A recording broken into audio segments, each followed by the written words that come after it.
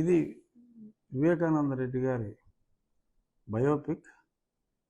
ఆ సినిమా నెట్లో 22వ తారీఖు రిలీజ్ అవుతుందని చెప్పి ఇందులో వచ్చింది. అది చాలా వైరల్ అయినట్టుంది. నిన్న కేవలం 2.5 నిమిషాలు. ఒక్కసారి మీరు కూడా చూస్తే దాని గురించి మనం మాట్లాడుకుందాం.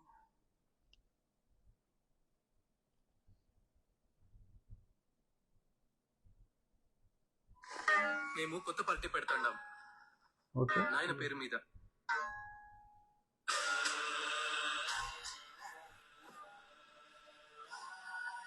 నాయనకు నాకు రాజకీయ భవిష్యత్ ఇచ్చింది కాంగ్రెస్ పార్టీ.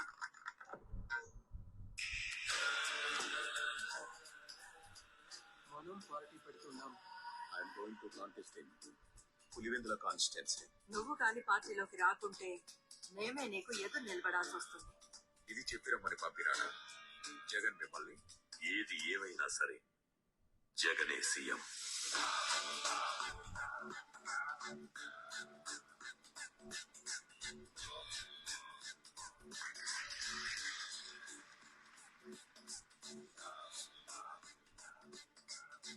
ఈ దెబ్బతో అయిపోవాలి వాడు.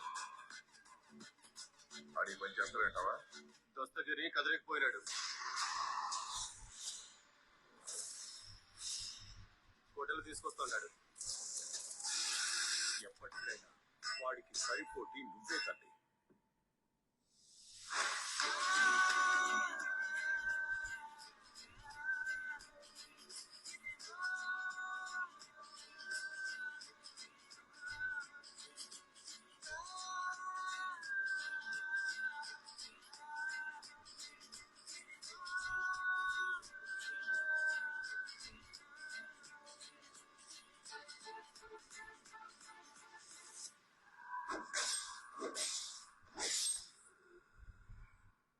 నా కొడుకుని గెలిపిస్తానని నాకు మాట ఇవ్వు వివేక.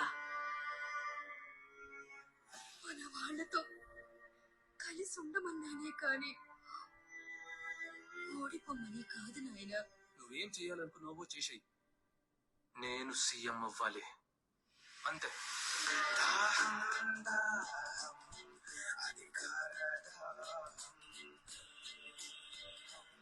ఆ రోజుల్లో నాన్న ప్రతిపక్ష నాయకుడిగా ఉన్నప్పుడు రాజారెడ్డిగా అర్థం చెప్పినప్పుడు చంద్రబాబు నాయుడే. మళ్ళా నాన్నగారు హెలికాప్టర్ క్రాష్ లో చనిపోయినప్పుడు అసెంబ్లీలో అన్న మాటలు చంద్రబాబు నాయుడు గారే. నా మీద దాడి జరిగినప్పుడు చంద్రబాబు నాయుడు గారే.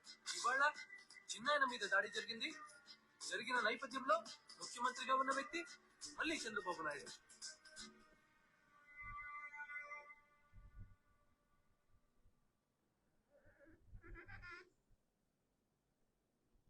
అది చాలా స్పష్టంగా అంటే గ్లాన్స్ మనకి ఆ సినిమా ఎలా ఉండబోతుందో అర్థమైంది.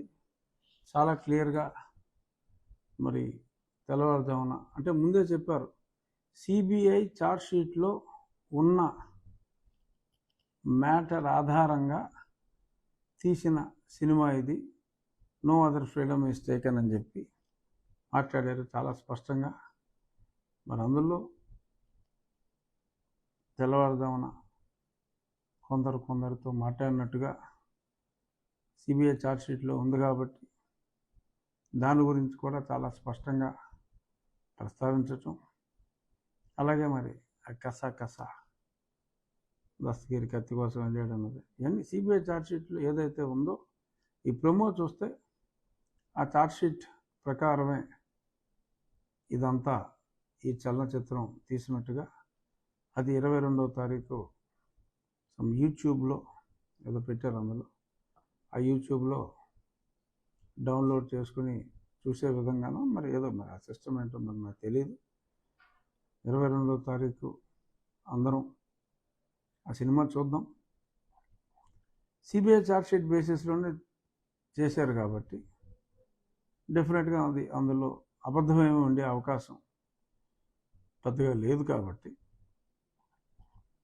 ప్రజలందరికీ కూడా కొన్ని నమ్మలేని నిజాలు తెలుస్తాయి, సాక్షి రాతలు అబద్ధమని కూడా తెలుస్తాయి. దాని మీద బహుశా చాలా డిబేట్లు కూడా జరగవచ్చు. Let us wait for the release of, ఎప్పటి నుంచో అనుకుంటున్నాం కట్టప్ప బాహుబలి ఎందుకు చంపాడని. అప్పుడు బాహుబలి 2 వచ్చిన తర్వాత దాన్ని బాగా ఆస్వాదించాం. మరి అలాగే మరి ఈ హత్యలు ఇవన్నీ ఎందుకు జరిగినాయి అనేది ఆ సినిమాలో బహుశా స్పష్టంగా చూపెట్టవచ్చు. టీజర్ చూస్తే అలా అనిపించింది. చూద్దాం. నమస్కారం.